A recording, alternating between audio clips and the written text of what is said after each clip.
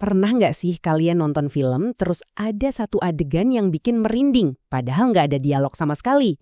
Nah, itu bukan sihir loh. Itu adalah bahasa rahasia para sineas, komposisi. Hari ini kita bakal bongkar sama-sama kode visual di baliknya. Coba deh, ingat-ingat lagi adegan film favorit kalian. Apa sih yang bikin adegan itu nempel banget di kepala? Kenapa mata kita kayak otomatis tertuju ke satu titik tertentu? Apa itu semua cuma kebetulan? Jawabannya jelas bukan kebetulan. Di balik setiap shot yang keren, ada keputusan yang benar-benar dipikirin matang-matang. Sinematografer itu ibarat arsitek visual. Mereka menyusun setiap elemen di dalam frame buat nuntun mata kita, dan yang lebih penting lagi, buat mainin perasaan kita. Ini tuh skill, bukan sulap. Terus gimana caranya mereka lakuin itu? Semuanya dimulai dari 3 teknik fundamental, 3 aturan visual yang kalau kalian udah paham, bakal kalian lihat di mana-mana. Dari film-film blockbuster sampai film indie kesayangan kalian. Udah siap? Karena setelah kita bahas 3 teknik ini, rule of thirds, leading lines, sama framing, percaya deh, pengalaman kalian nonton film gak akan pernah sama lagi. Kalian bakal mulai bisa baca kode di balik setiap gambarnya. Oke, kita mulai dari fondasinya dulu nih. Aturan pertiga, atau yang lebih dikenal dengan rule of thirds, anggap aja ini aturan main nomor 1 buat bikin gambar yang terasa pas, seimbang, dan enak banget dilihat. Coba bayangin ada papan main tic-tac-toe di atas layar kalian. Nah, aturan ini ngebagi frame jadi 9 kotak yang ukurannya sama. Simpel banget kan? Tapi justru di kesederhanaan inilah kekuatannya. Cara pakainya juga gampang banget. Biasanya kan naluri kita pengennya naruh subjek pas di tengah-tengah. Nah, aturan ini justru ngajarin sebaliknya, taruh elemen-elemen penting itu di sepanjang garisnya atau buat dapat efek maksimal pas di titik pertemuannya. Jadi, kenapa nggak di tengah aja? Nah, ini kuncinya. Dengan naruh subjek agak ke samping, mata kita jadi dipaksa buat menjelajahi sisa gambarnya. Ini menciptakan ruang yang ngasih konteks dan bikin komposisinya jadi jauh lebih hidup dan dinamis. Coba deh inget-inget film Laskar Pelangi. Perhatiin gimana sutradara Riri Riza sering banget menempatkan anak-anak atau cakrawala Belitung yang indah itu di sepanjang garis pertiga. Hasilnya, visualnya terasa luas, seimbang, dan benar-benar berhasil menangkap semangat dari ceritanya. Oke, kita udah tahu mau taruh subjeknya di mana. Sekarang pertanyaannya, gimana caranya mastiin penonton ngeliat ke situ?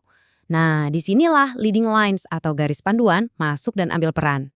Otak kita tuh emang udah disetel dari sananya buat ngikutin garis. Ini semacam insting visual. Nah, sinematografer yang cerdik bakal manfaatin jalan, sungai, pagar, bahkan bayangan buat dijadiin panah tak terlihat yang nuntun mata kita langsung ke fokus yang mereka mau. Kita lihat contoh yang brilian dari Pengabdi Setan karya Joko Anwar. Pas kalian lihat gambar ini, apa yang kalian rasain? Ada rasa tegang kan? Kayak ditarik masuk ke dalam sesuatu yang berbahaya. Nah, perasaan itu sengaja diciptakan lewat desain.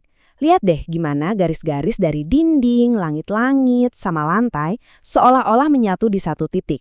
Garis-garis ini bikin terowongan visual yang maksa mata kita buat ngeluncur lurus ke sosok misterius di ujung sana. Kita nggak punya pilihan lain. Itulah kekuatan leading lines. Teknik terakhir kita, framing atau pembingkaian. Ini adalah trik yang super elegan buat nambahin kedalaman dan, ya sesuai namanya, buat membingkai apa yang paling penting di dalam adegan. Idenya adalah kita pakai elemen yang udah ada di dalam adegan itu sendiri, kayak jendela, pintu, atau bahkan ranting pohon buat menciptakan bingkai kedua di dalam frame film. Ini trik visual yang efektif banget. Framing ini punya 2 fungsi utama. Pertama, dia bikin ilusi kedalaman, jadi gambar yang aslinya 2 dimensi terasa lebih 3 dimensi. Kedua, yang paling penting, dia berfungsi kayak penunjuk arah, yang seolah-olah bilang ke penonton, "Woi, lihat sini, ini nih yang penting." Masih ingat kan adegan-adegan ikonik dalam mobil antara Rangga dan Cinta di Ada Apa Dengan Cinta? Sutradara Rudi Sudjarwo sering banget pakai bingkai jendela mobil buat mengisolasi mereka berdua. Cara ini secara visual misahin mereka dari dunia luar, bikin obrolan mereka terasa jauh lebih intim, dan bikin kita fokus total ke emosi mereka yang lagi campur aduk. Nah, sekarang ayo kita satuin semua kepingan puzzle ini. Aturan pertiga, garis panduan, dan pembingkaian itu bukan trik yang jalan sendiri-sendiri. Pas digabungin, mereka jadi sebuah bahasa sinematik yang kaya dan kuat banget. Gampangnya gini deh. Rule of thirds itu buat menciptakan keseimbangan. leading lines buat mengarahkan perhatian kita, dan framing buat memfokuskan subjeknya. 3 alat sederhana dengan 3 tujuan yang super jelas buat ngebentuk pengalaman kita sebagai penonton. Dan saat dipakai bareng-bareng, kekuatan mereka jadi berkali-kali lipat. Mereka bukan cuma bikin gambar jadi cakep, tapi juga ningkatin dampak emosional dan nguatin cerita yang mau disampaikan sama sutradara. Ujung-ujungnya, ini semua tentang storytelling visual.